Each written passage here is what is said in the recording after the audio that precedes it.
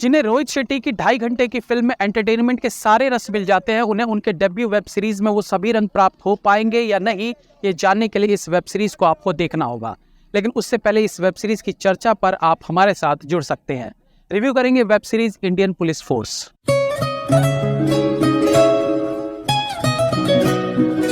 आतंकवाद को केंद्र में रखकर बनी सीरीज में थ्रिल और एक्शन का सही डोज मिल जाए तो सीरीज पर दिया गया समय व्यर्थ नहीं जाता। रोहित शेट्टी द्वारा बनाई गई वेब सीरीज देखने से पहले हमारे मन में अनेकों प्रश्न कौंधते हैं कि क्या सीरीज में भी रोहित शेट्टी स्टाइल देखने को मिलेगा, या क्योंकि ये सीरीज लंबी होती है तो उनके कहानी बताने के तरीके में चेंज आएगा। तो सीरीज की शुरुआत होती है दिल्ली में हो रहे सीरियर बॉम्ब ब्लास्ट से, और इसके लिए दिल्ली पुलिस को क्रिटिसाइज किया जाने लगता है। ऐसे में दिल्ली पुलिस के 2 जाबाज ऑफिसर इस आतंकवादी हमले के पीछे के मास्टरमाइंड को तलाशने में जुट जाते हैं। कुछ सफलता हाथ लगती भी है, लेकिन ये काफी नहीं था। उसके बाद ये हमले और बढ़ते हैं और फाइनली अप्स एंड डाउन्स के बाद असली कल्प्रिट तक ये टीम पहुंच पाती है, लेकिन उससे पहले वो काफी कुछ खो बैठते हैं। सीरीज के मुख्य किरदारों में सिद्धार्थ मल्होत्रा के अलावा विवेक ओबरॉय, शिल्पा शेट्टी, मयंक टंडन, ईशा तलवार, मुकेश ऋषि और शरद केलकर जैसे एक्टर भी देखने को मिलते हैं। सीरीज का एक सिरा जहां आतंकवाद पर आधारित है, वहीं दूसरा सिरा आतंकवादी बनने के पीछे की कहानी को दर्शाता है। एक तरफ चूहे बिल्ली का खेल चलता है तो दूसरी तरफ पुलिस फोर्स में अपने साथियों को खोने वाले सीन्स से सीरीज में इमोशनल टच देने की कोशिश भी की गई है। स्क्रीन प्ले अच्छा कह सकते हैं, जैसे रोहित शेट्टी की फिल्मों में भी देखने को मिलता है, जहां वो कहानी में ठहराव नहीं आने देते, जिससे सीरीज में पेस बना रहता है और छोटे बड़े ट्विस्ट एंड टर्न्स सीरीज को रोचक बनाए रखते हैं। हालांकि कहानी की ट्रीटमेंट इस तरह से है कि कई बार 80s की फिल्मों वाली फील भी आती है, जो एक फिल्म दर्शक के तौर पर कुछ को पसंद आ सकता है, कुछ को नहीं।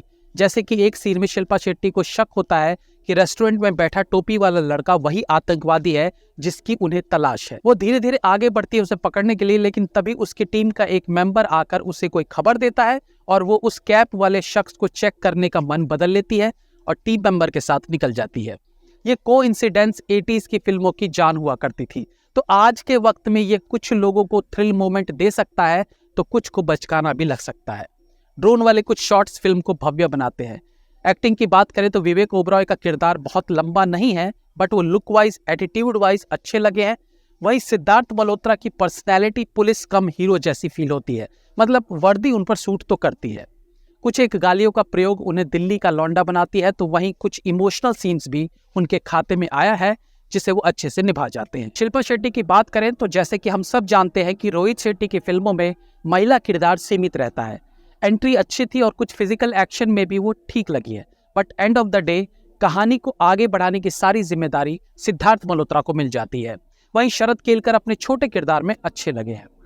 विलन के तौर पर मयंक टंडन भी अपनी छाप छोड़ते हैं। रोहित शेट्टी का सिनेमेटिक एक्सपीरियंस तो देखने को मिलता है, लेकिन सीरीज में जो उन्होंने एक्स्ट्रा लिबर्टी ली है वो एक वर्ग को तो भा सकती है, वहीं दूसरा वर्ग जो रियलिस्टिक मूवीज में यकीन करता है उनकी एक्सपेक्टेशंस थोड़ी अलग होंगी।